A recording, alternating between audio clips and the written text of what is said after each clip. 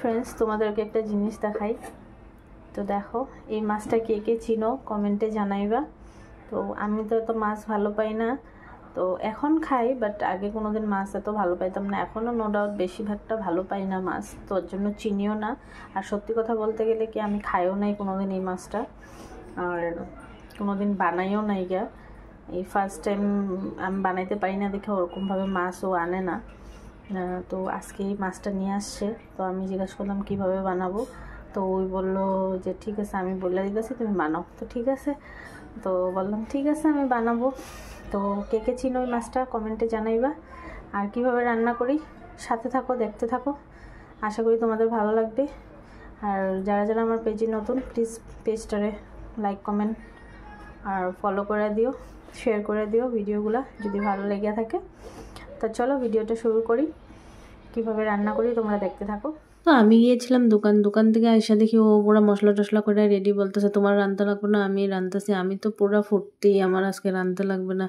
তো বললো মাছটা খারাপ হয়ে গেলে খাওয়া যাবে না, তো আমিই রাঁধি। তো বললাম ঠিক আছে রাঁধো। তো মশলা টশলা এখানে পুরা করতেছে ও। করার পরে কড়াইতে মানে কড়াইটা গরম বসায় দিছিল। গরম বসানোর পরে তেলটা গরম হইতে দিছিল। তারপরে এখানে মাছের মধ্যে নুন হলুদ আর অল্প সরষের তেল দিয়ে ভালো করে মাখায় নিছে মাছটা, কারণ কি মাছটা ফুটবে, তো চোখ টোক ফুলে যাবে, এই জন্য মাছটা মাখায় নিছিল। তো আমার ভয়েসটা একটু ডাউন, কারণ কি সর্দি লাগছে, আর আমি ওরকমভাবে কথা কইতে পারি না, কারণ কি আমার শরীরটা মানে আমি এরকম কথা বলি না, এর জন্য আমি ভালো করে কথা বলতে পারি না, একটু আটকে আটকে যাই, তোমরা অ্যাডজাস্ট করে নিও।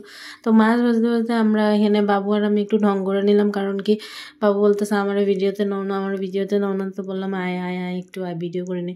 তো মাছ ভাজা কমপ্লিট। তো মাছ ভাজার যে তেলটা বাচ্ছিল সেই তেলের মধ্যে কালি জিরা ফোড়ন দিয়ে দিল।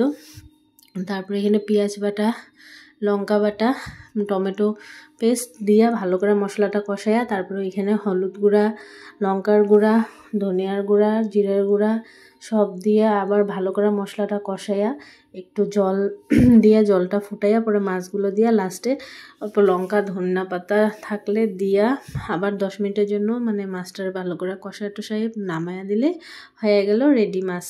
তো মাছটা আমার কাছে তো খুবই ভালো লাগছিলো খায়া, কারণ কি আমি তো ওরকমভাবে রাঁধতে পারি না, যতটুকু পারি আমার জামাইয়ের জন্য যথেষ্ট, ও কিছু বলে না, খারাপ হইলেও খায় না। তো একটু স্বাদ মতন চিনিও দিতে লাগবে। তো তোমরাও ঘরে ট্রাই করে বললো কেমন হয়েছে রেসিপিটা, আর কমেন্টে জানাবা কেমন লাগলো ভিডিওটা। তারপরে এখানে তো রাঁধতে দেয় ঠিক, কিন্তু পুরা রান্না করে পুরা হালত খারাপ করে দেয়, বাসন টাসন সব আমার ধুইতে লাগে, আবার পুরা হালত খারাপ করে দেয়। লাস্টে দেখতে পারবা যে রান্নার পরে কি হাল করছে। আমি এদিকে ভাত টাত বসায় গেছি, পুরা বাসন টাসন নোংরা করে থেকে গেছে, আমার ধুইতে লাগে। রান্না করে ঠিক যেখানে পরিষ্কার করে মানে আমার শরীর খারাপ থাকলে পুরা ঘর পরিষ্কার করে রাখবে, কিন্তু শরীর ভালো থাকলে খালি রান্না করবে, বাকি কাম আমার করতে লাগে। যাই হোক রান্নাটুক করছে, এটাই বোধ। তো কাজের থেকে আইসা একটা মানুষ এত করতে পারে না, আমরা সারাদিন ঘরে থাকি, ও তো কাজই করে, তার জন্য যাই হোক রান্নাটা করছে, ওইটাই আমার বহুত বড় উপকার আমার জন্য উপকার।